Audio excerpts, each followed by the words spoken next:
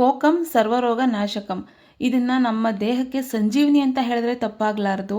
ಒಂದೊಂದು ಪದಾರ್ಥಗಳನ್ನ ನಾವು ತೊಗೊಂಡ್ರೆ ಒಂದೊಂದು ಹಣ್ಣು ಅಥವಾ ತರಕಾರಿ ಏನಾದರೂ ತೊಗೊಂಡ್ರೆ ನಾವು ಇವಾಗ ಪಪ್ಪಾಯ ತೊಗೊಂಡ್ರೆ ಕಣ್ಣಿಗೆ ಒಳ್ಳೆಯದು, ಹಾಗೆ ಬೆಂಡೆಕಾಯಿ ತಿಂದರೆ ಬುದ್ಧಿ ಚುರುಕಾಗುತ್ತೆ ಅಂತಂತ ಹೇಳ್ತೀವಲ್ವ. ಆದರೆ ಈ ಹಣ್ಣಿನ ಜ್ಯೂಸ್ ಬಂದು ನಮ್ಮ ಇಡೀ ಬಾಡಿಲಿರುವಂಥ ಒಂದೊಂದು ಪಾರ್ಟ್ಸ್ಗೂ ಕೂಡ ಅಷ್ಟೊಂದು ಬೆನಿಫಿಟ್ಸ್ ಇದೆ ಈ ಹಣ್ಣಿನ ರಸದಿಂದ.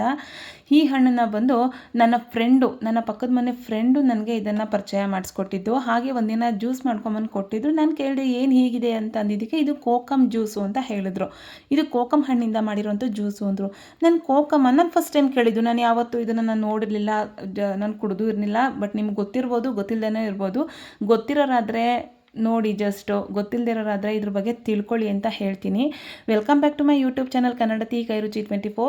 ನಾನು ಈ ಹಣ್ಣಿನ ಗುಣ ಹಾಗೆ ಮಹತ್ವಗಳನ್ನೆಲ್ಲ ನೋಡಾದ್ಮೇಲೆ ನಾನು ಕೂಡ ಇದು ಈ ಕಡೆ ಆನ್ಲೈನಲ್ಲಿ ಸಿಗುತ್ತೆ, ಇನ್ನೆಲ್ಲೂ ಸಿಗಲ್ಲ. ನನಗೆ ಆಲ್ಮೋಸ್ಟ್ ಗೊತ್ತಿರೋ ಥರ ಎಲ್ಲರೂ ಸಿಗೋದಿದ್ರೆ ನನಗೆ ಕಮೆಂಟ್ ಸೆಕ್ಷನಲ್ಲಿ ಕಮೆಂಟ್ ಮಾಡಿ. ಇದು ಆನ್ಲೈನಲ್ಲಿ ತುಂಬ ಜಾಸ್ತಿ ಇದೆ. ಬಟ್ ಅವ್ರ ಊರಿಂದ, ನನ್ನ ಫ್ರೆಂಡು ಅವ್ರ ಊರಿಂದ ಬುಕ್ ಮಾಡಿ ತರಿಸ್ಕೊಂಡಿದ್ರು. ಅಲ್ಲಿಂದ ಸ್ವಲ್ಪ ನಮಗೆ ಚೀಪ್ ರೇಟಲ್ಲಿ ಸಿಕ್ಕಿದೆ. ಅಂದರೆ ಚೀಪ್ ಅಂದರೆ ತುಂಬ ಅಲ್ಲ, ಸ್ವಲ್ಪ ಆನ್ಲೈನ್ಗಿಂತ ಸ್ವಲ್ಪ ಪರವಾಗಿಲ್ಲ. ನೋಡಿ, ಇಲ್ಲಿ ನಾನು 1 kg ಆಗೋಷ್ಟು ಆ ಹಣ್ಣನ್ನು ತರಿಸಿದ್ದೀನಿ.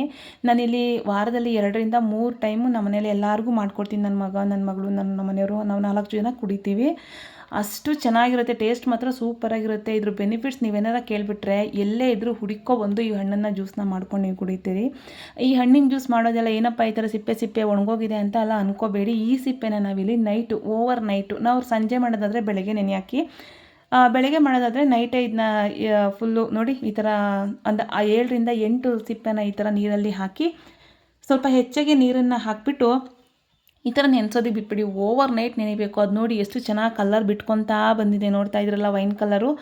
ಟೇಸ್ಟು ಮಾತ್ರ ಹುಳಿಯಾಗಿರುತ್ತೆ. ನೀವು ಇದಕ್ಕೆ ಬೇಕಂದರೆ ಸಕ್ಕರೆ ಹಾಕ್ಕೋಬೋದು, ಇಲ್ಲ ಬೆಲ್ಲ ಹಾಕ್ಕೋಬೋದು. ಏನಿಲ್ಲ ಅಂದರೂ ಬರೀ ಸಾಲ್ಟು ಮತ್ತು ಪೆಪ್ಪರ್ನ ಹಾಕ್ಕೊಂಡು ಕುಡಿದ್ರೂ ಚೆನ್ನಾಗೇ ಇರುತ್ತೆ. ಇಲ್ಲಿ ನೋಡಿ ಫುಲ್ಲು ವೈನ್ ಕಲರ್ಗೆ ಟರ್ನ್ ಆಗ್ತಿದೆ. ಹಾಗೆ ಇಲ್ಲಿ ನಾನು ಓವರ್ ನೈಟು ಬಿಟ್ಟು ಬೆಳಗ್ಗೆ ತೆಗೆದು ತೋರಿಸ್ತಾ ಇದ್ದೀನಿ. ನೋಡಿ ಎಷ್ಟು ಚೆನ್ನಾಗಿದೆಲ್ಲ ನಿಂತ್ಕೊಂಡು ಸಿಪ್ಪೆ ಎಲ್ಲ ಕಲರ್ ಬಿಟ್ಕೊಂಡಿದೆ ಅಂತ. ನಾನಿಲ್ಲಿ ಕಿವುಚ್ಕೊಂಡ್ರೆ ಸಿಪ್ಪೆ ವೇಸ್ಟ್ ಆಗಿಬಿಡುತ್ತೆ. ನಂಗೆ ವೇಸ್ಟ್ ಮಾಡೋದಕ್ಕೆ ಇಷ್ಟ ಇಲ್ಲ. ಸೊ ಅದರಿಂದ ನಾನೇನು ಮಾಡ್ತಾಯಿದ್ದೀನಿ, ಒಂದು ಮಿಕ್ಸರ್ ಜಾರ್ಗೆ ಹಾಕ್ಕೊಂಡು ಅದಕ್ಕೆ ಎಷ್ಟು ಬೇಕೋ ಅಷ್ಟು ಸಕ್ಕರೆ ಮತ್ತು 2 ಏಲಕ್ಕಿನ ಸೇರಿಸ್ಕೊಂಡು ಸ್ವಲ್ಪ ನೀರನ್ನು ಸೇರಿಸ್ಕೊಂಡು ಇಲ್ಲಿ ಮಿಕ್ಸಿ ಮಾಡ್ಕೊತಾ ಇದ್ದೀನಿ. ಕಾಮನಾಗಿ ನೀವು ಲೆಮನ್ ಜ್ಯೂಸೆಲ್ಲ ಯಾವ ತಿಕ್ನೆಸ್ಸಲ್ಲಿ ಮಾಡ್ಕೊತೀರಾ ನೋಡಿ, ಅಷ್ಟೇ ಇರಲಿ. ಜಾಸ್ತಿ ಹುಳಿ ಇರೋದ್ರಿಂದ ಸೇಮ್ ಲೆಮನ್ ಜ್ಯೂಸ್ ಯಾವ ರೀತಿ ಮಾಡ್ತೀರೋ ಆ ರೀತಿ ಮಾಡ್ಕೊಳ್ಳಿ.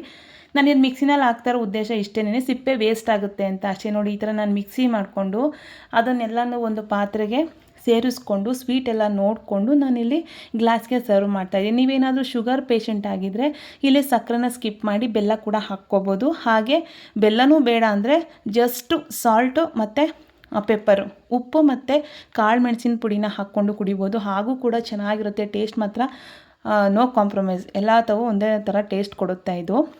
ಇಲ್ಲಿ ನಾನು ಸಕ್ಕರೆನ ಹಾಕ್ಕೊಂಡಿದ್ದೀನಿ, ನೀವೇನು ಬೇಕಾದರೂ ಹಾಕ್ಕೊಳ್ಳಿ.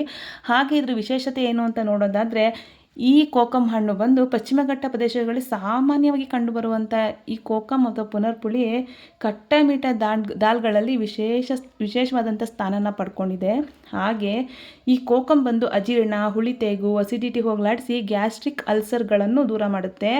ರೋಗ ನಿರೋಧಕ ಶಕ್ತಿಯನ್ನು ಬಲಪಡಿಸೋದ್ರಲ್ಲದೆ ಅತಿಸಾರದಲ್ಲಿ ಪ್ರಯೋಜನಕಾರಿಯಾಗಿದೆ.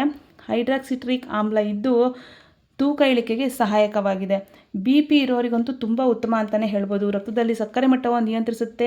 ಹಾಗೆ ಕಣ್ಣಿನ ಆರೋಗ್ಯ ಕಾಪಾಡುತ್ತೆ, ಉರಿಯೂತ ತಡೆಗಟ್ಟುತ್ತೆ, ಹೃದಯಕ್ಕೆ ತುಂಬಾ ಒಳ್ಳೆಯದು ಅಂತ ಹೇಳ್ಬೋದು. ಕ್ಯಾನ್ಸರ್ ಕಣಗಳನ್ನ ಇದು ನಾಶ ಮಾಡಾಕುತ್ತೆ.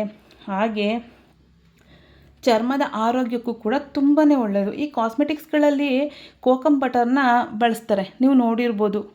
ನಾವು ನೋಡಿದ್ದೀವಿ ಇದರಲ್ಲಿ ಪಾರ್ಲರ್ಗಳೆಲ್ಲ ತುಂಬ ಇದು ಮಾಡ್ತಾರೆ.